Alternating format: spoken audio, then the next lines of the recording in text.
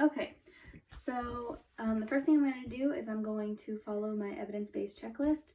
I'm doing catheter, insertion, specimen collection, removal, and catheter care. I'm going to identify my patient according to agency protocol. I'm going to practice good hand hygiene, safety, privacy, and good body mechanics. The first thing I'm going to do is I'm going to position my patient. So I'm going to position them, a male, I'd push supine with the legs slightly flexed. I would drape the front of the patient, leaving the penis exposed. For a female, I would place her in dorsal recumbent. I would have her legs flexed out and her hips flexing out externally. If she was unable to do this position for whatever reason, I could put her on her side with her top knee flexed. The next thing is I would get help if the patient was confused or combative. So the first thing I'm going to do after that is I'm going to put on my clean procedure gloves, and I am going to clean. So with a male, I would hold the penis at a 90-degree angle, retract the foreskin if there was, and move in a circular motion around from the starting at the urethral meatus down the shaft. With a female, I would wipe from the clitoris to the anus, and I would spread from create my mitt here, and I would spread far labia majorum, and then use my other side, near labia majorum, and then down the center. Okay, so then once that is done and they're clean, I can discard this, and I can remove my gloves and discard those. Okay, so now I'm going to perform hand hygiene, obtain my catheter kit, which I have here. She already has her waterproof pad underneath her. Okay, so I'm going to open my kit. So I'm going to start with away from me, away from the patient, towards the patient, and towards myself. Then I'm going to place this in the way I need necessary, and note that 1/4 quarter inch around is now unsterile. So the first thing I'm going to do, reach in, grab my gloves. I'm going to come over here and I'm going to put them on. And I wouldn't have went over my 1/4 inch. So the first thing I'm going to do is I'm going to grab here and immediately step back, keeping my hands above waist level. Then I'm going to chin, step back. All right, so my sterile gloves are on. Okay, now I can arrange my kit in the way necessary that I need it. Okay, so I can take my blue drape. I'm going to step back and allow it to fall open. It's going to be shiny side down whenever I place it.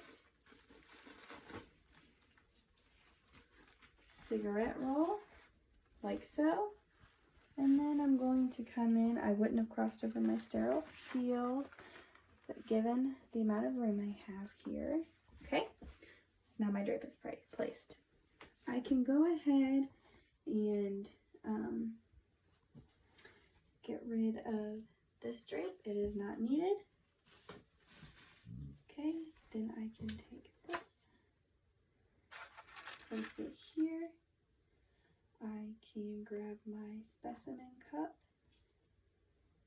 and place it off to the side.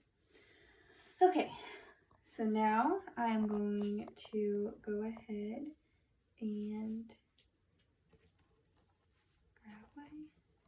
attachment here, grab this, and attach. And then place it back in the box. Okay, now I can grab my alcohol swabs, my iodine. Another thing with a male is you can grab, if you don't want to, you can use 2% Zyklene gel and insert it into the urethra during cleaning if you don't want to do that. Or if you want to do that, you cannot do that for females. And so if you use a Zyklene gel, you do not have to use lubricant on the male. Okay, so now I'm going to grab my lube and I'm going to lube the tip of my catheter. Pour it in there good and set that in there. Okay. So now at this time, I'm going to take my non-dominant hand, and it's now going to be dirty because I'm going to separate and expose the urethra meatus. For a male, I would retract the foreskin and hold the penis at a 90-degree angle. So the first thing I'm going to do is grab my first swab. I'm going to go far labium majorum, dispose, grab a new swab, near labium majorum, dispose of, grab a new swab, and go down the center. With a male, I would hold the penis at a 90-degree angle, and I would take my swabs and go starting at the urethral meatus and work my way down. Okay, so now that I'm done with this, I can go ahead and throw that in the trash. And now I can grab my box here.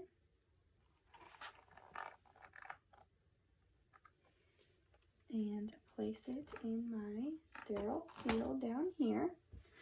So the first thing I'm going to do is I'm going to grab my catheter. Be careful not to fling that lube everywhere. Okay. And I'm going to have my client bear down as if they were going to void and insert the catheter. Okay, so I have my flash of urine, so I'm going to hold down here.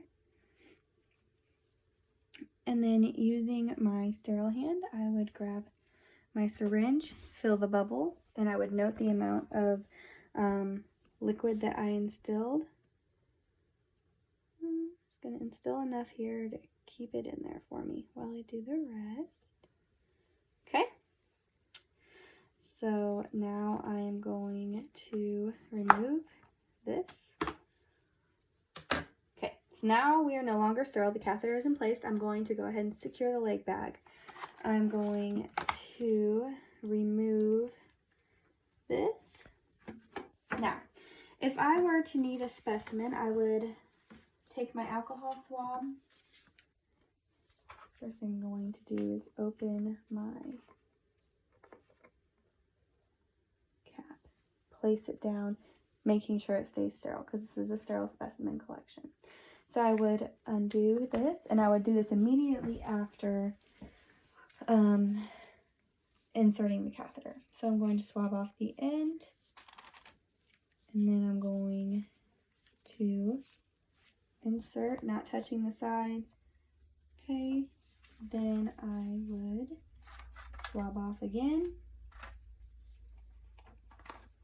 and put back in there. And then I would place my cap back on, send it down to the lab. I would time, date, room number, specimen type,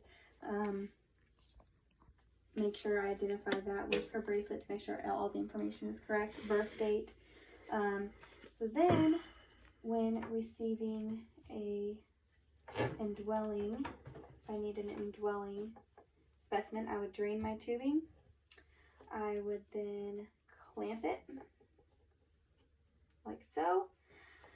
Okay, then I'm going to take my alcohol swabs. I'm going to swab the port. I would take a access device, withdraw 20 to 30 milliliters of urine, and then instill it into my sterile specimen container and do the same as before. I would name, date, type, birth date. I would make sure that it matches the numbers. Everything matches the bracelet if she has a patient ID number as well. And then I would swab it again. Okay, now whenever you clean, so you're always going to want to keep the bag below bladder level, but I have nothing to hook it to here, so I'm just going to put it up here and pretend that it's bladder level. So whenever you're cleaning it, you're going to wipe away from the catheter.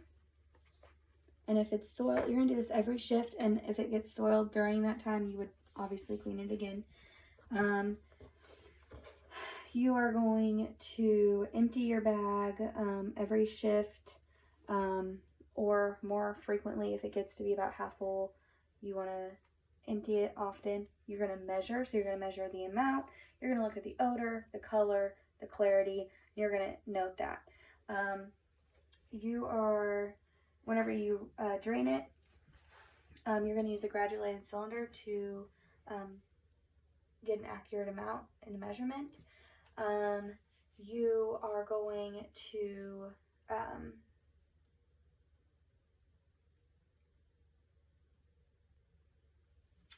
swab this off after each time with an alcohol swab.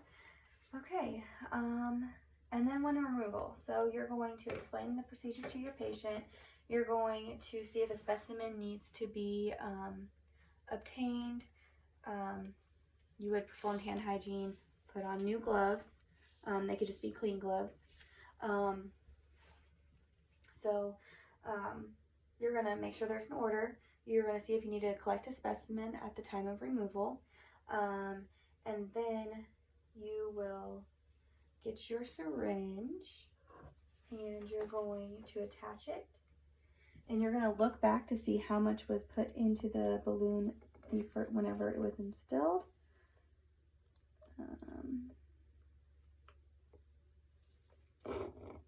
Okay, so once that's done, you can remove it. Okay, then you're going to take a wash rag. Okay, you're going to tell your patient to take a deep breath and then remove it slowly as they exhale. Wrap it in a tissue and remove. And then you're going to, of course, drain the bag and get the accurate amount out that you obtained. You're going to measure the odor, the amount, the clarity, and you're going to document that in your findings. And that's it.